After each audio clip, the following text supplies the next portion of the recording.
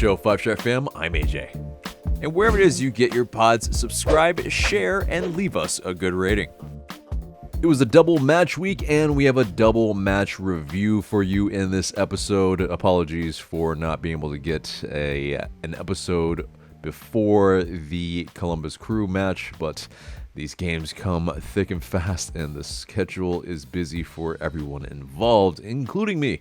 But yes, let's get into it then. So, the New York Red Bulls match at the Benz in the middle of the week. It was definitely not something to write home about. A lot of the people that went, we started off decently, but, we really kind of crapped the bed after that. And New York Red Bulls, as they do, they provide that gut punch, that kind of smash and grab that they tend to do.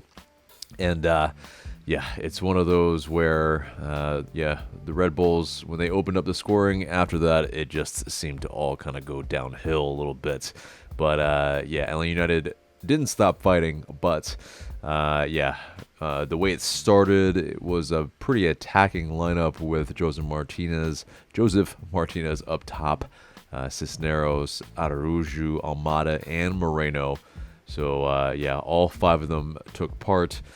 Trying to, kind of impose ourselves against a New York Red Bulls side, but alas, it is something that we did impose ourselves. We controlled a lion's share of the possession at 73%, but it was not enough as, the New York Red Bulls, they just find, those dangerous opportunities. They don't need many chances. And they were the first one to get on the score sheet there. Really, really poor marking on Lewis Morgan's goal where, we just tend to switch off, as we know. And Morgan, he finds himself in acres of space inside the box, and he puts it away in the 11th minute. So they're 1-0 up. And then 15th minute, defender Tolkien, he gets one in from a corner kick. So it's just, one of those where it also took about 5 minutes for the ref to be able to figure out if it was onside or offside. And if it takes you that long, that's very frustrating. It means that it probably wasn't clear and obvious. And this is part of the frustration with refs. Definitely, it will be a theme in this episode. But, it's just... it can't take that long. It just honestly cannot take that long to decide if it's onside or offside, because if it does, then it's not obvious. But, alas, we have to move on through the rest of this match. But, there were some other chances we were definitely trying to create throughout the, most of the game where, we still, like I said, we just didn't give up, and that's at least the hallmark that we can hang our hat on. But, you look at our place in the standings, and it's one of those things where you look at the talent that has been assembled with the amount of, at least monetarily, at least maybe according to Transfermarkt, we have one of the most expensive, if not the most expensive teams in the league. And this is pretty telling that, we're not playing as a team. We essentially are a collection of talent, like I said on Twitter, kind of during the match against the New York Red Bulls, that, you bring in Dom Dwyer, Edwin Mosquera, and we're throwing the kitchen sink, and it's just, how many times do we have to do this where, we have to throw the kitchen sink, we can maybe pull a goal back, but it doesn't really mean much after that point. Josef Martinez, he scored the 100th goal of his MLS career, and frankly, it was an afternote. It was just kind of sad. Like, it anything really to cheer about. It was, we had to run that ball back to midfield so that we can try to go again. And we just honestly we ran out of time. I mean, we just were not good enough in front of goal. We are not clinical when we need to be, and we switch off. And it's just this story of the season, really. And I mean, it's just one of those. Is it Carlos Bocanegra with the type of players that he's brought in that they don't really fit a system?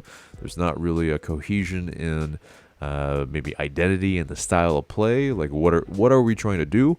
We're trying to play with possession, and also we're trying to be a team that is forward-thinking and wants to attack. But I mean, it just frankly isn't something that we are doing very well. And Gonzalo Pineda, I mean, he has definitely suffered some bad luck with injuries, but also I think with good criticism. Is he getting the best out of all of our players as well? I mean, there are maybe some players that have gotten some good chances and whatnot, but these players that have come in, are they more or less because they kind of already have some of the talent, and it's not because Pineda is galvanizing them and bringing them all together? I mean, we regularly switch off at least one time a match, and is that on Pineda though? It's not. I mean, it's on, I think, a lot of the players that collectively we just have this soft underbelly, and it's just one of those where at least in this match, Pineda, he mentioned some things at least after the match that the first 10 minutes were good, conceded a silly goal, lost control of the first half. Second half, we were more dominating but couldn't create valuable chances. And I think that's really what it is too. We are, I think, near the top in chances created, but we're in I think 15th, like smack dab, pretty much in the middle of the league in terms of key chances or high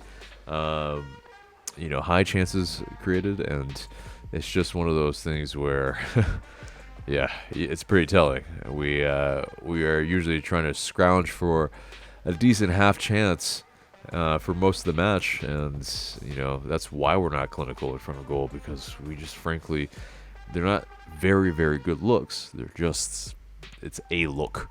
And it's one of those here where Jose Martinez, man, like, that's just a shame. I mean, it's a well-taken goal, but it's just like, there's just no fanfare for it. I mean, we're it's at the very, pretty much almost last minute of the match, and it's like, so what at that point for something that should be really revered. And we'll get to that in the news. But this match against the New York Red Bulls, really poor result, and kind of lackluster performance for most of it in terms of the kind of key chances that we have created. And it's just ultimately, Atl United, we need to be doing better at home.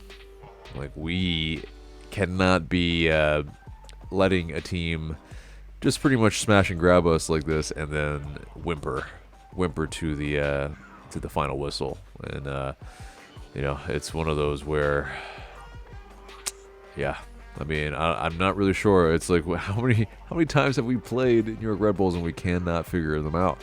And there's been countless coaches, countless number of players. They just have our number.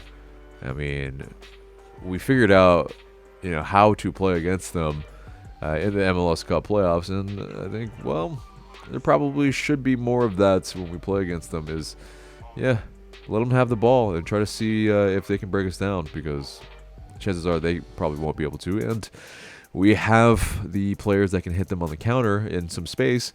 I think we do well in space. So, maybe there is a little bit more where we need to play to our strengths a little bit, in lieu of not being able to do the business when we are trying to possess it a lot. But alas, it's on Pineda, it's on Carlos Bocanegra, and yeah, there is the new president that's going to be brought in, and we shall see what happens. But let's move on into the match on Sunday versus the Columbus Crew.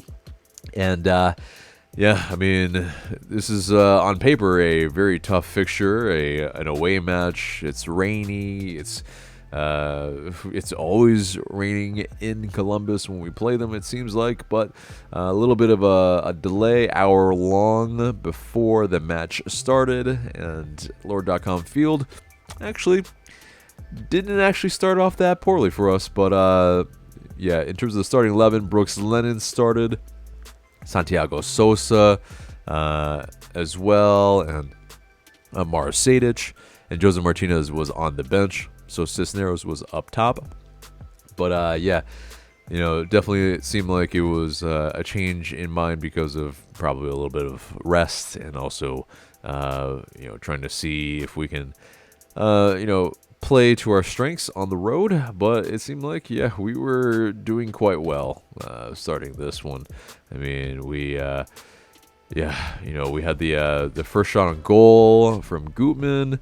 We had definitely, of course, the first goal, which was just ridiculous. A ridiculous hit from Santiago Sosa.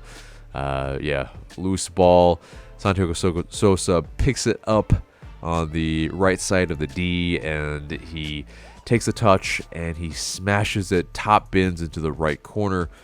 I mean, froze the keeper. I mean, it's just like, kind of ridiculous of a hit, and it's his first MLS goal, and unfortunately, it doesn't get nominated for the MLS Goal of the Week.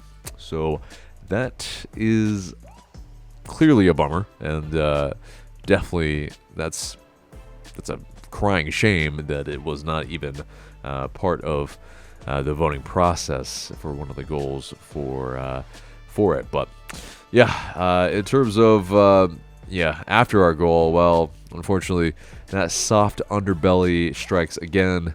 We switch off, and yeah, I mean, these goals by Cucho Hernandez, I mean, they're decent. They're decent goals. I mean, but it's one of those where we should not be conceding them, I think, as well. It's just, one of those, again, we cannot keep a clean sheet. It's just whomever we bring in, it's just, yeah, it's a little bit part of it where, I wonder if Gonzalo Pineda even really knows what our best 11 is. And it's, to be fair, difficult when all the players are out, of course. But, yeah, so much chopping and changing in the defense as well. Like, what is our best 11, really? But, I think the biggest part here is Santiago Sosa. He had 5 shots before the first half ended. I mean, give him the striker position, because he clearly... Yeah, he was finding all of the chances in front of goal, and he could have had 2 or 3. I mean, he had a couple header chances. I mean, man was finding himself in some space to make things happen, and it was definitely he deserved the man of the match that he got at the end of the match here from the team's social media. But before the match ended, of course, it was 2-1 for most of it, and one of the almost hallmarks of Pineda's kind of coaching reign right now is that he's going to bring on the kitchen sink, and you had Josef Martinez and Dom Dwyer come on for Atl Utd and Cisneros, and we found that equalizer. So, Mosquera, he delivered a corner kick, and Juanjo Purata, he found that header that equalized it for us, and boy did we need it. It was another one from the meaty forehead that forehead rather. That's very, very clutch, very much needed. And yeah, it's one of those. We fight again to the end of the match. We're still going for it, but I would much rather get the points. Obviously, from winning this match where we don't have these heart attacks and we don't have these moments where it's just moments of madness where we allow these teams to get back into it when they do not deserve to be in the match. The XG apparently was like Atl United. We had like about a 2 XG, and Columbus Crew had about a 0.4. I mean, that's a big disparity. And you also had, like 24 shots for LA United and to Columbus's 12. It's just, this one, I think, with the way that Pineda also described it after the match, that, we were the superior team to a very good team. And that's, these type of performances, they get a little bit overshadowed too by some questionable VAR calls. That's, that or some moments where, like, what is the ref doing? It's really just where it's baffling. It's honestly where you guys should know that I do not really like to complain about refs, and this one deserves all the complaints. It's just moment after moment of that's not equal for both sides. Why is it called for them and not called for us? Pineda pretty much mentioned it after the match that as much as the media likes to criticize players and coaches, that they should criticize the officials. And so there hopefully is, and it seems like there is a little bit. The media is trying to get to the bottom of it a little bit too, and try to get some accountability for the refs, because honestly, it's worse than lackluster. It's like on the degree of, however inept you are at your job, like they can just keep going, no repercussions, no recourse. It's just fine. Yeah, you can have the league kind of poke fun at it too with the Cheez-Its. You make the call, and it's just like, guys, like, have some awareness. It's just like these referees, clearly part of this is bringing down the league. Now, there's other parts of it that's in terms of the league that we can do better, but this is definitely a big cog in it that's it's just making the product worse. Like, it's hard to watch some of this refereeing. But anyway, so we grabbed the point here. It's a good result, but honestly, it doesn't move the needle. We if we had won this match, we could have been 2 points from the playoff line, but we are around 4 points below the playoff line now. 8 games left, the business end of the season, and we have a lot to do. But let's wrap it up on this match. We will play DC United, and I'll have that match preview later on for you in this episode. But let's get into the news.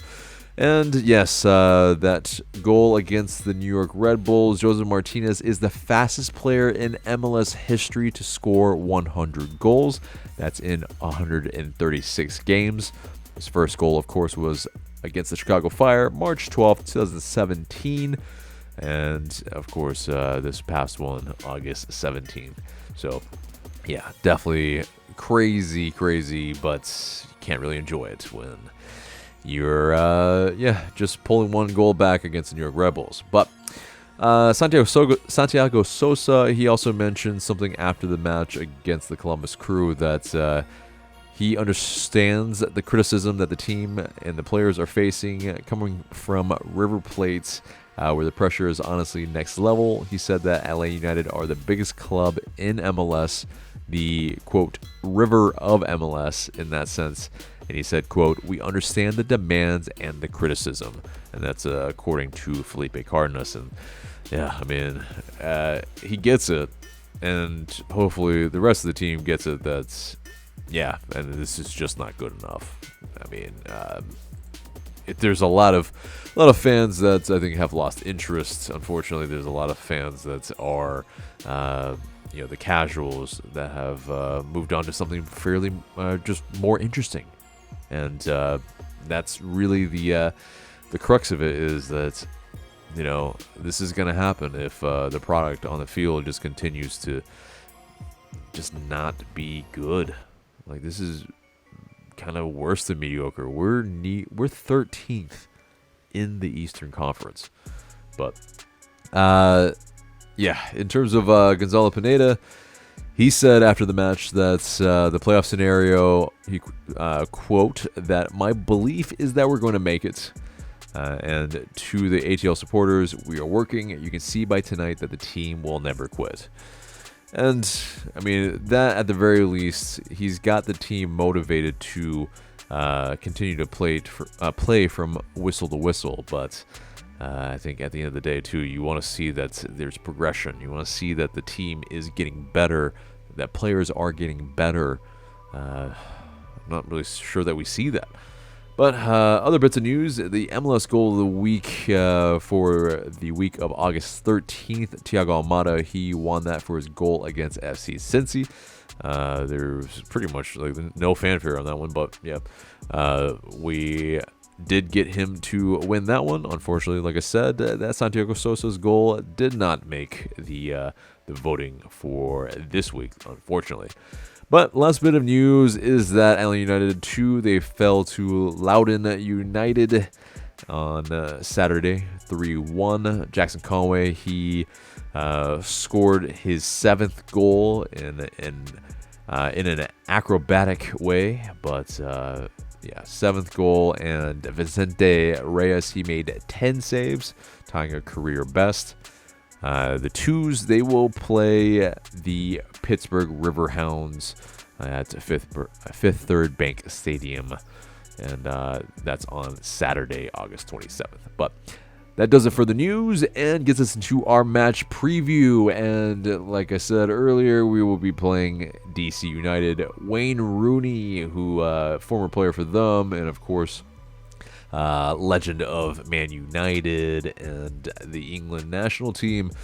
He's got a tall task, and they just lost to the Philadelphia Union 6-0 over the past weekend. And he pretty much admitted that this probably was the death knell to their playoff hopes. But this is still a bogey side probably for us. That Wayne Rooney's going to have them motivated to play against us to continue to progress. Otherwise, why would he be coming there and going there, rather, and coaching them mid-season where they, are frankly, it's like there's not much to play for except that, Wayne Rooney, he coming from Derby County, he's trying to make something happen here so that he can, not only do well with DC United, but get another coaching gig somewhere in Europe probably. But, they're bottom of the league right now, 12 points below the playoff line, 8 matches to go. And, obviously, some of the key departures from the offseason and this season, Paul Arriola, Kevin Paredes, and of course Julian Gressel, who has gone to the Vancouver Whitecaps. But the acquisitions from the offseason: Michael Estrada, Taxi Fountas, Brad Smith, and it's in this sense they were one of the busiest teams. So like I said, there's a lot of players that have something to play for. And also Christian Benteke, he also was brought in from the Premier League side at Crystal Palace as well, and as well as Victor Paulsen from Schalke. So there's definitely some players that, some big hitters that Rooney has brought in. And, we will see. We'll see if they will debut. But definitely, in terms of predictions, the MLS writers, they all predicted them to be pretty mediocre, but maybe not as bad as they were. As high as 9th in the East and as low as 12th in the East. They're underperforming that even somehow. But, in terms of the predictions for Atlanta United for the starting 11, I think it's going to be something to this effect. Again, maybe to where we saw some good effect and some good play. I think maybe we might persist with it a little bit. So Rocco Rios Novo between the sticks, Lennon, Purata, Franco, and Gutman in that back line. Sosa and Sadic again in midfield. We look like we controlled a good bit and were able to kind of nullify some of that. So I think that will persist. Aruju, Almada, and Wiley. Wiley and Gutman kind of are kind of offering a good little partnership there, where Wiley will stay out wide a little bit, and Gutman will, he's that kind of that player that will find himself in some good spots. He's a good attacking left back, where he will be more in the box more than kind of pumping that ball in from wide. And Cisneros up top for me. And so pretty much unchanged from the Columbus Crew. We looked pretty decent against the side that is pretty good. And so it's just about some continuity. And I think this might be the side that can get us the 3 points that we need here. I mean, make no bones about it. This is a must-win. We must beat this team that is the poorest in the league by a good margin. We're nearly there.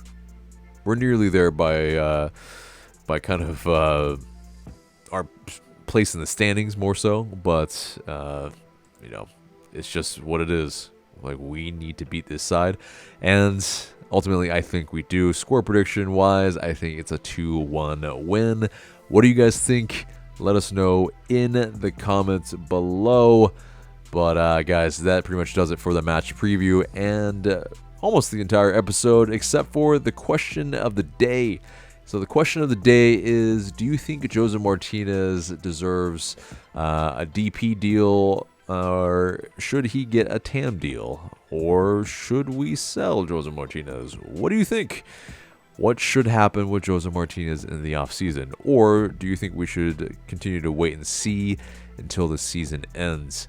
Obviously, Josef Martinez, he's had an up and down season a little bit, but the numbers are still pretty decent. So, guys, let me know what you think in those comments below. But that is the episode. Remember to like, share, comment, subscribe. I've been AJ. Thank you so much for watching, and I'll see you in the next video.